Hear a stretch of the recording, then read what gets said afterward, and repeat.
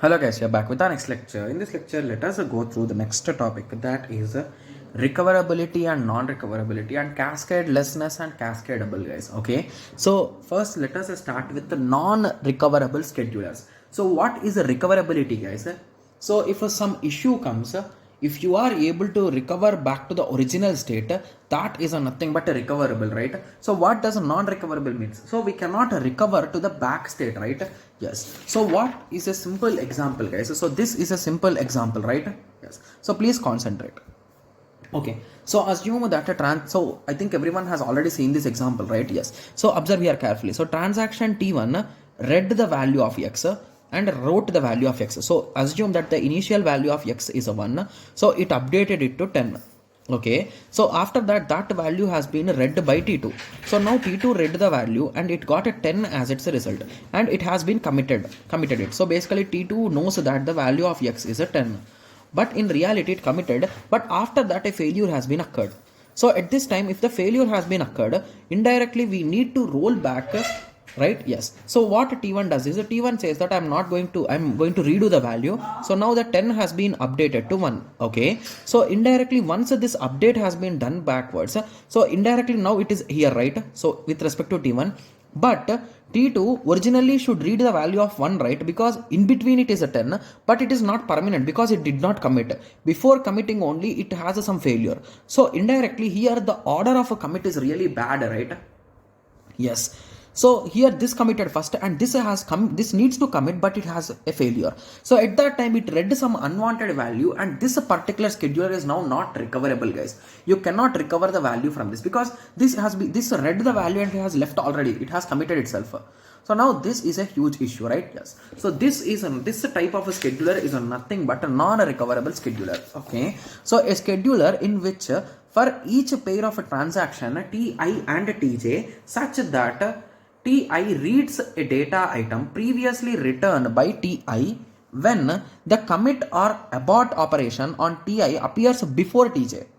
Okay, such a scheduler is called as a non-recoverable, right? Yes. So I think most of the students understood, right? So what I am exactly meaning by it? Yes. So now what about recoverable? So if I want to convert this to recoverable, what I should do, guys? So I will replace these two things order, guys. So I'm going to change the order of these commits, right? Yes. So if I update that in this way, so anywhere if there is issue, we can easily move back, right? Because it is committed in the exact order which they are executing. So first T1, then T2. So here there is no issue. So this is a recoverable, guys.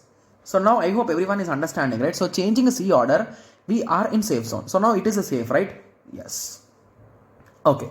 So now I hope everyone is clear with the recoverable and non-recoverable schedulers. Okay. Similarly, we are having two other schedulers. So the first type is a cascading rollback and the second type is a cascadeless rollback. Okay. So to be clear, for occurrence of these things, this cascading rollback, we should have dirty read, guys. Okay. So if you observe here carefully, so cascading rollback. So here we are having a particular scheduler. So T1, T2, T3.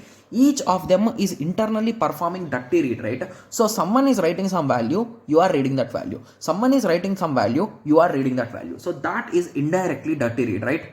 Yes. So here, when a single transaction failures leads to series of transactions rollback, is called as a cascading rollback. Even if the scheduler is recoverable, the commit of transactions leads to many rollbacks.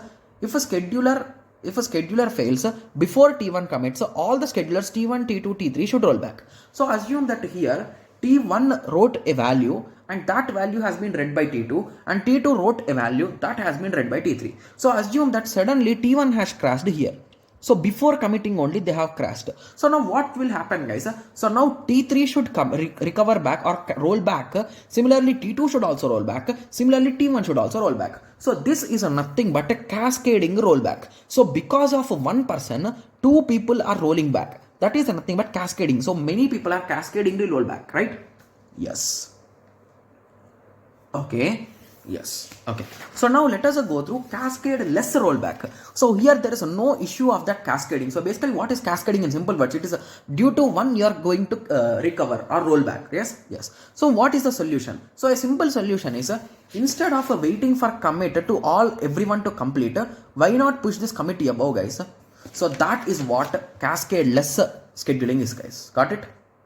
Yes. So now I hope everyone got some basic idea at least with respect to this, right? Yes. So now everyone's question will be, okay, so we understood the thing, but in examination, what we should do if this question has been asked? Okay. So the first thing what you do is check whether there is a dirty read or not, guys. So here, if you observe, here we are having a dirty read, right? Yes. So you are going to check that only. Is there dirty read available in the given scheduler?